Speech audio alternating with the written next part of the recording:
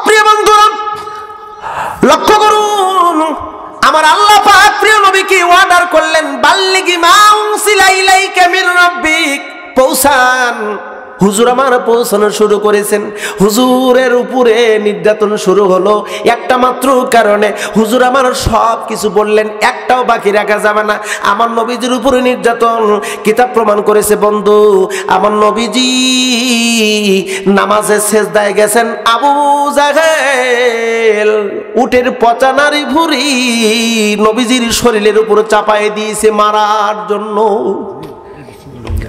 মেরে ফেলার জন্য। উটের নারী ভুঁড়ি, পচা নারী ভুঁড়ি নবীজির শরীরের উপর চাপায় দিয়েছে মেরে ফেলার জন্য। আবু বকর সিদ্দিক রাদিয়াল্লাহু তাআলা আনহু আসলেন, সরায় দিলেন। চিৎকার করে আবু বকর বললেন, কি অপরাধ আমার নবীজির, তাকে কেন এমন করে মারতে হবে? আল্লাহ ওই কথা জানায় দেয়, ইউরিদুনা লিতুফিউ নূরাল্লাহ, ওরা ইচ্ছা পোষণ করেছিল আল্লাহর নূর নিভায় দিবি।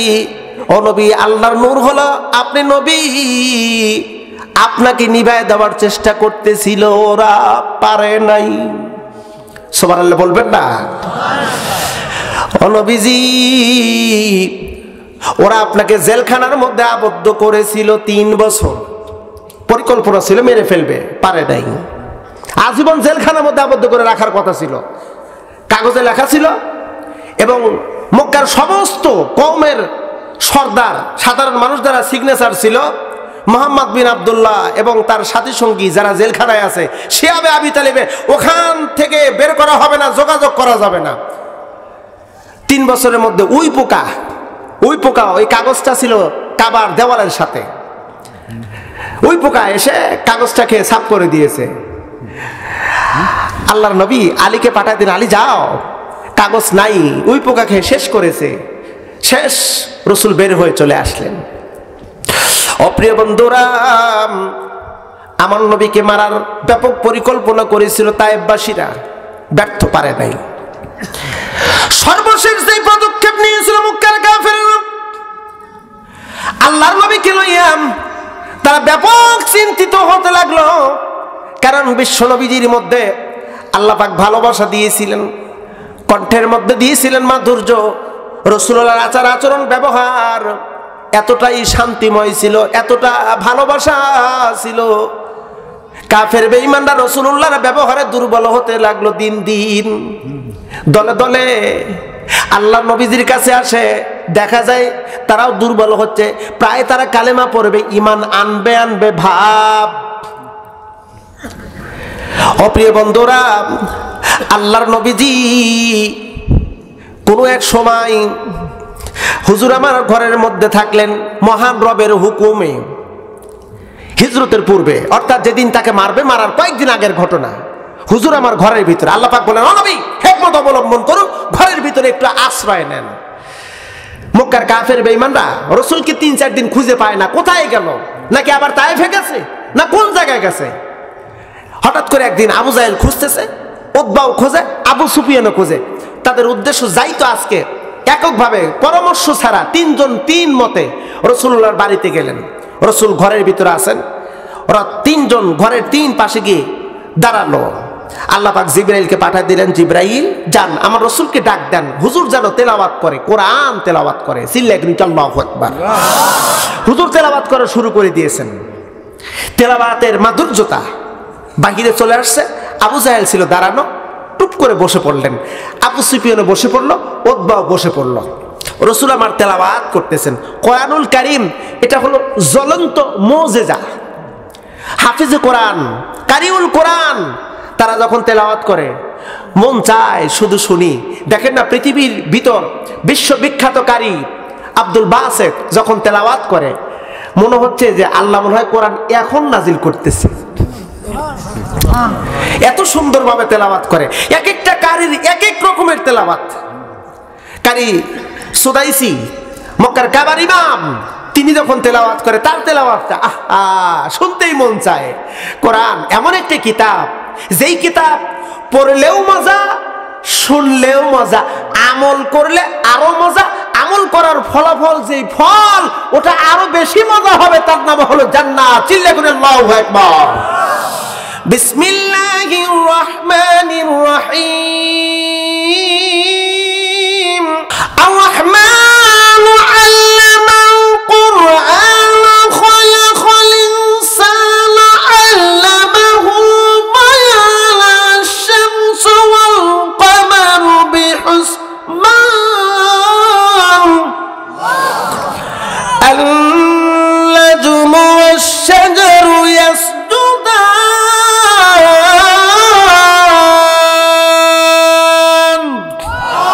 রাসূল তেলাওয়াত করতেছেন, কিতাব প্রমাণ করেছে, রাসূল তেলাওয়াত করতেছেন, করতে করতে এমন একটা অবস্থা চলে গেছে কাফের বেঈমানরা একটু টের পায় নাই রাত কখন যে শেষ হয়ে গেছে, একটু টের পায় নাই। চিল্লা করে একটু সুবহানাল্লাহ। কোরআনের এমন একটা মুজিজা, কোরআনের মুজিজা এটা বাস্তবিক একটি পরীক্ষিত মুজিজা, যার দৃষ্টান্ত আমরা দিতে পারি। বাংলার জমিনের একটা কোরআনের পাখি, গোটা বাংলার নয় গোটা বিশ্বের তাওহীদি জনতার হৃদয়ের স্পন্দন, শহীদ আল্লামা দেলাওয়ার হোসেন সাইদি। আহা, এই মানুষটার কথা আমরা যারা আছি জীবিত, আমাদের পরবর্তী প্রজন্ম, তার পরবর্তী প্রজন্ম যারাই তার আলোচনা শুনবে, কোরআনের আলোচনা শুনবে, মনে করবে বাংলার জমিনে একটা উজ্জ্বল নক্ষত্র ছিল। কোরআনের মুজিজা কি? তিনি যেখানেই যাইতেন লক্ষ লক্ষ মানুষের সমাগম হতো। কোরআনের মুজিজা আমরা এখন দেখতে পাচ্ছি ততটা নয় যতটা আল্লামা সাইদির মধ্যে ছিল। তারপরেও বাংলার জমিনের আরেকজন মুফাসসির ডক্টর মিজানুর রহমান আজহারীর মাহফিলে লক্ষ লক্ষ মানুষের সমাগম। এটা কিসের জন্য? এটা কোরআনের মুজিজা, এটা কোরআনের মুজিজা। এটা দলীয় কোনো পাওয়ার না, দলীয় কোনো শক্তি না, ব্যক্তির সৌন্দর্য না, ব্যক্তির কণ্ঠস্বর না, এটা হলো কোরআনের মুজিজা। কথা বলেন ঠিক কিনা? আপনারা যারা এখানে বসে আছেন, আমি যদি কোরআন ছাড়া কথা বলতাম আপনারা কি বসে থাকতেন? মোটাও না। গোলজারের জন্য না, আপনারা কোরআনের জন্য বসে আছেন। প্রিয় নবী কোরআন থেকে তেলাওয়াত করতেছেন, রাত পার হয়ে গেছে, সুবে সাদিক হয়। আবু জাহেল, উতবা, আবু সুফিয়ান দৌড় দিয়েছে। মানুষ দেখলেই ইজ্জত চলে যাবে, আমি তো হুজুরের কাছে এসেছি, এটা দেখলেই তো ইজ্জত চলে যাবে। আবু জাহেল দৌড় দিয়েছে, উতবা দৌড় দিয়েছে, আবু সুফিয়ান দৌড় দিয়েছে। রাসূলুল্লাহর ঘরের 3টা কানির রাস্তা, এক রাস্তায় মোহনাম। আবু জাহেল, উতবা, আবু সুফিয়ান তিনজন একত্র যখন হয়েছে, আবু জাহেল ডাক দিয়ে বলেন, আবু সুফিয়ান তুমি কেন মুহাম্মদ বিন আব্দুল্লাহর ঘরের এখানে এসেছিলাম? উতবা মুরব্বী মানুষ, তুমি কেন এসেছিলাম? আবু সুফিয়ান কয়, এ নেতা তুই কেন আসলি তার কথা আগে বল। আবু জাহেল কয়েকদিন দেখি নাই, মুহাম্মদ বিন আব্দুল্লাহ কি তাকে দেখার জন্য, খোঁজার জন্য এসেছিলাম। আবু সুফিয়ান কয়, আমার একই কথা। উতবা কয়, আমারও একই কথা। আসছিলা কখন? কলে আগা রাত্রিতে। এত রাত কি করলে? মুহাম্মদ বিন আব্দুল্লাহর কোরআন শুনলাম। আবু জাহেল তুমি কি করলে? ঘুমাইছিলে নাকি? বলে না না, আমিও কোরআন শুনেছি। আবু সুফিয়ান কয়, আমিও কোরআন শুনেছি। উতবা কয়, আবু জাহেল রে, সত্য কথা বলবো। কি সত্য কথা? বলে আমরা যত অপবাদ দেই হুজুর মুহাম্মদ বিন আব্দুল্লাহকে মিথ্যুক ভণ্ড জাদুকর বলি, আমাদের এই অপবাদ একদম ডাহা মিথ্যা কথা। মুহাম্মদ বিন আব্দুল্লাহ সে একজন আল্লাহর নবী, আর যে তেলাওয়াত করে এগুলো তার মুখ বানাওয়াটি কথা নয়, নিঃসন্দেহে এটা ঐশী বাণী।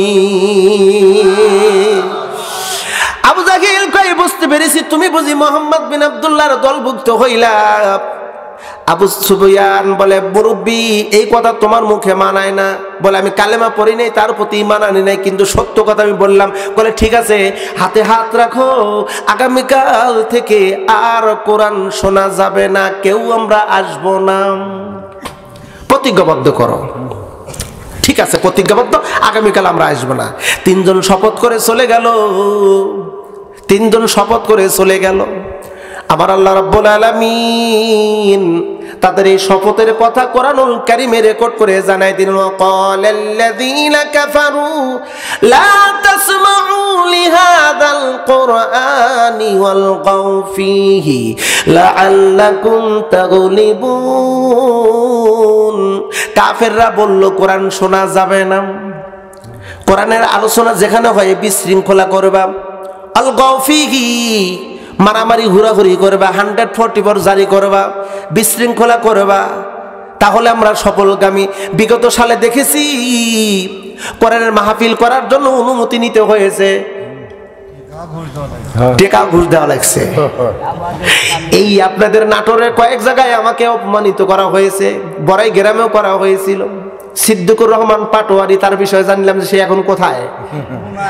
আমাকে ওয়াজ করতে দিয়েছিল না, পৌরসভার ভিতরে আমার মাহফিল ছিল, আমাকে ওয়াজ করতে দিয়েছিল না, মাইক্রোফোন কেড়ে দিয়েছিল, আমাকে অপমান করে টেস্ট থেকে নামাই দিয়েছিল। গোটা বাংলার জমিনে এরকম করা হয়েছিল, তাফসীর মাহফিল বন্ধ করেছিল। আল্লাহ পাক রব্বুল আলামিন বলে কাফেররা বলে কোরআন শোনা যাবে না।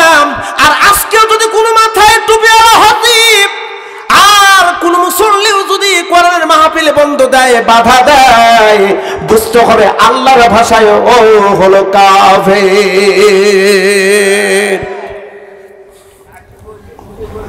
প্রিয় বন্ধুরা, শপথ গ্রহণ করলে আগামীকাল কেউ আসবে না, রাত যখন হয়। এবার কোরআনের একটা আকর্ষণ ওদের ভিতরে ঢুকে গেছে। আবু জাহেল বিছানায় যায়, ঘুম আসে না। গত রাত কি শুনলাম রে, আজকে একা একা যাব, আবু সুফিয়ান আসবে না, উতবা আসবে না, আমি একা একা গিয়ে কোরআন শুনবো। আবু জাহেল এই নিয়ত করে ঘর থেকে বের হয়েছে। উতবা কয় গত রাতে কোরআন শুনছি, যেই মজা পাচ্ছি আজকেও যাব, আজকেও নিঃসন্দেহ শুনতে পাবো। আবু জাহেল আসবে না, আবু সুফিয়ান আসবে না, আমি উতবা একা একা শুনবো। আবু সুফিয়ানের একই চিন্তা, তিনজন চলে গেল আগা রাত্রিতে। অন্ধকার রাত, কেউ কাউকে দেখেনি, জায়গায় জায়গায় বসে পড়ছে। জিবরাইল এসেছে, রাসূল তেলাওয়াত শুরু করেছে, চিল্লাকুন সুবহানাল্লাহ। তেলাওয়াত হতে হতে রাত পার হয়ে যায়, টের পায় না। ও প্রিয় বন্ধুরা, এবার দেখা গেল রাত শেষ, তিনজন দৌড় দিয়েছে আবার এক জায়গায়। আবু জাহেল কয়, আবু সুফিয়ান গতকাল না শপথ করলাম কোরআন শুনতে আসবে না, আজকে কেন আসলা? বলে বুঝতে পারছি আমি না আসছি ভুলে। তুমি কেন আসছে? কয় আমি আসছি কোরআনের আকর্ষণে। অথবা তুমি কেন আসছে? কয় আমারও একই কথা। বলে বোঝা শেষ, আমরাই যদি হুজুরের প্রতি দুর্বল হই, সাধারণ মানুষ সব দুর্বল হয়ে যাবে। তাই অতএব তাড়াতাড়ি একটা আলটিমেটাম করা দরকার, একটা আইন করা দরকার, কঠিন আইন তাড়াতাড়ি ডাকো, দারুন নাদওয়া, জরুরি সভা ডাকো। জরুরি সভা ডাকা হলো। এই জরুরি সভায় মক্কার প্রত্যেকটা কওমের লোকেরা, প্রত্যেকটা সর্দার, এবার ওই ঘরের ভিতরে আবু জাহেল হলো সভাপতি।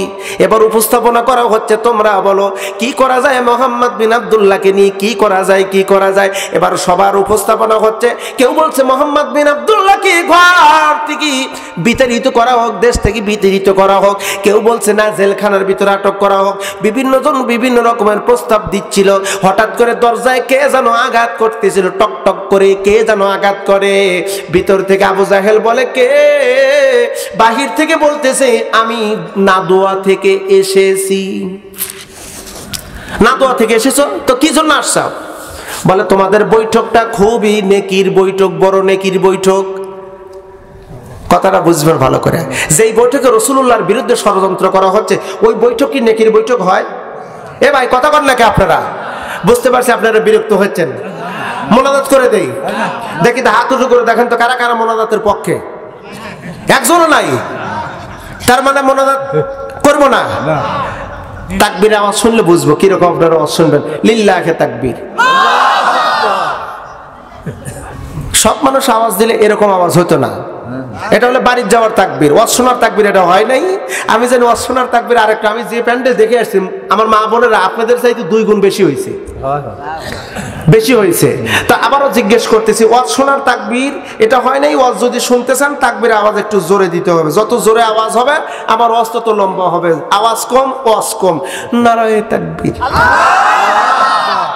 5-10 মিনিট ওয়াজ করেন হুজুর, তারপর মোনাজাত করে দেন। 5-10 মিনিট করব নাকি একটু বাড়বে? এবার লাস্ট চান্স, আওয়াজ যত লম্বা ওয়াজ তত লম্বা। নারায়ে তাকবীর। মোটামুটি আধা ঘন্টা চলানো যায়, আধা ঘন্টা। যাক আলহামদুলিল্লাহ, আল্লাহ কবুল করুক। জোর করে একটা আমিন। হ্যাঁ, ফজর নামাজ যাতে কাজে না। কত বাজে? জি জি, শেষ করে দেবো না, এখনই শেষ করে দে ভাই। সারা রাত না করা যাবে না, সারা রাত হবে না, সময় আছে, সময়ের ভিতরে আমি শেষ করে দেবো ইনশাল্লাহ। প্রিয় বন্ধুরা, কথাটা শেষ করে দেই। দারুন নাদোয়া থেকে এসেছে, নাদোয়া থেকে এসেছে, সে বলতেছে এটা খুব নেকির বৈঠক, তাই জানছি আমি এসেছি নেকি অংশগ্রহণ করার জন্য, নেকি নেওয়ার জন্য। ঠিক আছে, দরজা খুলে দাও। দরজা খুলে দেওয়া হলো, ভিতরে ঢুকলো। ভিতরে ঢোকার পরে বলতে, তোমরা যেই বিষয়ে পরামর্শ করতে চাও আমিও এই বিষয়ে পরামর্শ দেবে পারি, আমার কাছে উত্তম ফয়সালা আছে, আগে তোমাদের পরামর্শ কি কি আমাকে বলো। সবকিছু বলার পরে উনি বলতেছে না এগুলো হবে না, তাহলে কি করতে হবে? বলে এখানে কতজন লোক আছে? বলে আছে 72টা কওমের সর্দার আছে। বলে ঠিক আছে, ভালো কথা, 72টা কওমের সর্দার এবং 72টা কওম থেকে প্রত্যেকটা কওম থেকে 2 জন করে যুবক নিতে হবে। এই টোটাল মিলে আজকে রাত্রিতেই অতর্কিতভাবে মোহাম্মদ বিন আব্দুল্লাহর বাড়ি ঘেরাও করে ঘর থেকে বের করে তাকে হত্যা করে দিলে চিরজন্মের জন্য বিদায় হয়ে যাবে, আর তোমাদের কোনো টেনশন নাই। সবাই বাহ, এত সুন্দর বুদ্ধি রে, সকল তালি দিতেছে, তালি দিতেছে। এবার সবাই খুশি, বলে আচ্ছা ঠিক আছে, তাহলে এই মর্মের সিদ্ধান্ত, আজকে রাত্রিতে মোহাম্মদ বিন আব্দুল্লাহকে, আমার প্রিয় নবীকে মারার ষড়যন্ত্র লিপ্ত হলো। জোরে কোন একটু নাউজুবিল্লাহ। অপ্রিয় বন্ধুরা, আল্লাহর নবীকে মারার জন্য পরিকল্পনা করলো, রাত্রিতে মারবে। সবাই যখন রওনা দিয়েছে, এবার যে আগন্তুক নাদোয়া থেকে এসেছে ওরা বলছে চলেন যাই। বলেন আমি যেতে পারবো না, এটা তোমাদের পারিবারিক বিষয়, তোমাদের এলাকার বিষয়, আমি হলাম বাহিরের মানুষ, এর ভিতর নাক না গলাই। কথা কি বুঝতে পারছেন? এটা তোমাদের ব্যক্তিগত হিসাব, তোমাদের এলাকার হিসাব, আমি হলাম বহিরাগত অতিথি মানুষ, আমার এই বিষয়ে মাথা না ঘামানোই ভালো। তোমরা যাও, তোমরা যাও। কারণ যেই ব্যক্তিটি পরামর্শ দিয়েছিল এই ব্যক্তিটা হলো মিষ্টি